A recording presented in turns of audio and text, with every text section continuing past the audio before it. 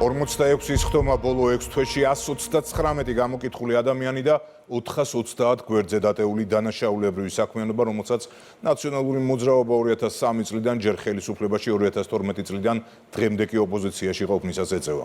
პარლამენტის დროებით საგამოძიებო კომისიამ დღეს ბოლოს ხდომა გამართა დასკვნა, რომელიც სამართლებრივი საქმის საფუძველი უნდა გახდეს, საჯარო სექტემბერში გახდება.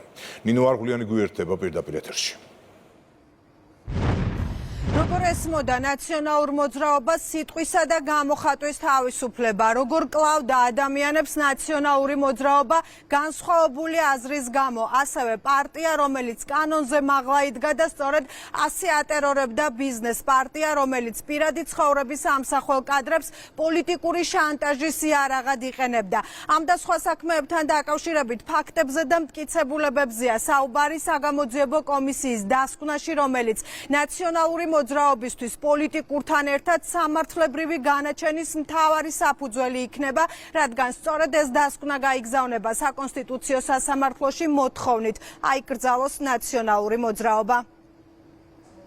საგამოძიებო კომისიის დასკვნა, რომელიც ნაციონალური მოძრაობისთვის პოლიტიკურ და სამართლებრივ განაჩენად უნდა იქცეს მზადაა. 430 გვერდიანი დოკუმენტი აერთიანებს ფაქტებს და ქმედებებს, რომელთაც სააკაშვილის ხელისუფლება 2003 წლიდან დღემდე ჩადიოდა წამება და არაადამიანური მოპყრობა სასჯელახსრულების დაწესებულებაში, მკვლელობა და ძალადობა სახელმწიფოს წარმომადგენლების მიერ, ქონებრივი უფლებების დარღვევა, ბიზნესის რეკეტი, მედიის ტერორი, პირადი ცხოვრებით შანტაჟი და აგვისტოს ომი. ეს ის საკითხებია, რომელთა მიხედვითაც კომისია ნაციონალურ მოძრაობას მძიმე დანაშაულებში ამხელს.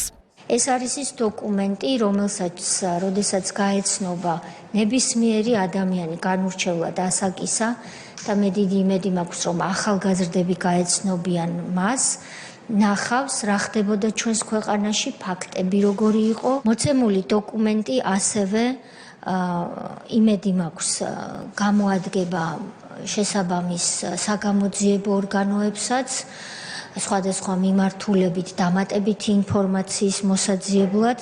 46-ის ხდომა, 139 გამოკითხული, 775 განცხადება და 1 გასვლითის ხდომა. საგამოძიებო კომისიის ანგარიშზეა ზუსტად 6 თვიანი ყოველდღიური მუშაობა. შედეგი კი კომისიისთვის საუკეთესო მასალა არა მხოლოდ წარსულის შესაფასებლად, არამედ პრევენციისთვის, რომ იგივეს გამეორება ვერავინ შეძლოს.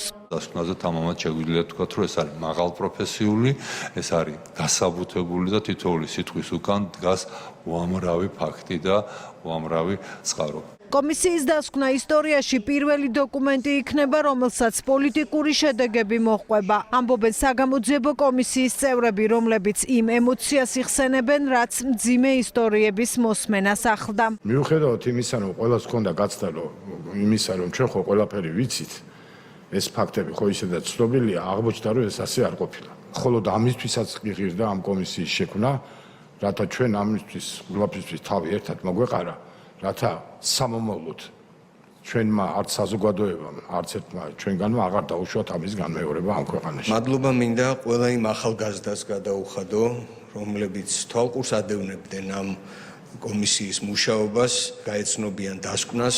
ეს დასკვნა ნამდვილად დიდ როლს ითამაშებს ჩვენი ქვეყნის ისტორიისთვის, მომავალი თაობისთვის, იმისთვის, რომ მაქსიმალურად შემცირდეს ესეთი შეცდომების დაშვება ქვეყნის მმართველობის დროს. არ არსებობს საქართველოს უახლეს კი არა ისტორიაში ზოგადად ისეთი სამართლებრივი ხასიათის დოკუმენტი ამ დონის საპარლამენტო დონეზე, რომელსაც მოყვა პრაქტიკული შედეგები პოლიტიკაში, ქართულ პოლიტიკაში. გაიგებს თაობები თუ როგორი არ უნდა იყოს პოლიტიკური ძალა, არა თუ ხელისუფლებაში, საერთოდ პოლიტიკაში. იმიტომ რომ ეს არის პრაქტიკული მაგალითი. წევრები მიიჩნევენ, რომ საგამოძიებო კომისიის მიზანი შესრულებულია. საზოგადოებამ ნაციონალური მოძრაობა უკეთ გაიცნო, რეჟიმებს კი საქართველოში პოლიტიკური საქმიანობის უფლება აღარ უნდა ჰქონდეთ. ეს არის არა მარტო სამართლებრივი დოკუმენტი, არამედ ეს არის პოლიტიკის დოკუმენტი და ალბათ საქართველოს პარლამენტს პირველად მოუწევს სწორედ სამართლებრივთან ერთად ასეთი ხარისხის და დონის პოლიტიკის დოკუმენტის მიღება. საქართველოს უახლეს ისტორიაში მე არ მგონია, რომ რაიმე დოკუმენტი მოიძებნებოდეს როგორც ეს ასახულია დღევანდელი ამ კომისიის დასკვნაში. ქართველი ხალხი არ იმსახურებს, არასდროს არ უნდა ყავდეს ის ხელისუფლება, რაზეც ჩვენ ამ დოკუმენტში გვაქვს საუბარი. ეს იყო მართლაც რეჟიმი, რომელიც მოქმედებდა. ბეტონის ფილები მოუმარჯვია, გამოუბია ისინი და ზღვაში ჩაუძირია. გვამის არ მაღირს ეს და სამარყად. ამისი შვილი, ანუ ჩემს გოგოზია, მაშინ ჩემი შვილი 14 წლის იყო.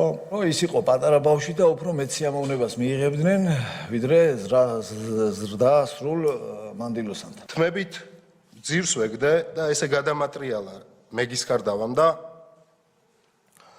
ჩემ სისხლის გუბესთან დამადებია თავი და მითხრა რომ ამელოკა. შენ რო ჟურნალისტი გონია თავი, შენ რო ბოდიში ამ სიტყვისთვის ტლიკინებ პირდაპირ ეთერში და ასე შემდეგ. არავინ არ ხარ ჩემს პირობებში. გაგანადგურებ დღესვე ფიზიკურადაც. თემა იყო კონდახებით, ფეხით, ხელკეტით, ჩემ მუცელზე დახტუნავდნენ. თითები დაგვამტრიეს, მე მაგალითად ჩხილები დამატეხეს. ნელი სიკვდილით მომიკდეს, ნელი სიკვდილით. ეს მოკლე ისტორიული ექსკურსია საგამოძიებო კომისიის 6 თვიანის ხდომებიდან. მოსმენილის ნანახის და წაკითხulis შემდეგ კომისია ამბობს, რომ დასკვნა მხოლოდ პოლიტიკური დეკლარაცია არაა, ის მტკიცებულებებს და ფაქტებს ეფუძნება, რომელიც ნაციონალური მოძრაობის აკრძალვის სამართლებრივ საქმეს საფუძვლად დაედება. დასკვნაში იქნება საუბარი გიორგი გახარიას ქმედებებზეც, რადგან სწორედ კომისიის ფარგლებში გაირკვა, რომ მისმა პოლიტიკამ ქვეყანას სოფელ ჩორჩანის სიახლოვეს მილიონი კვადრატული მეტრი მიწა დროებით დააკარგვინა. მას დღეს ოკუპანტები აკონტროლებენ.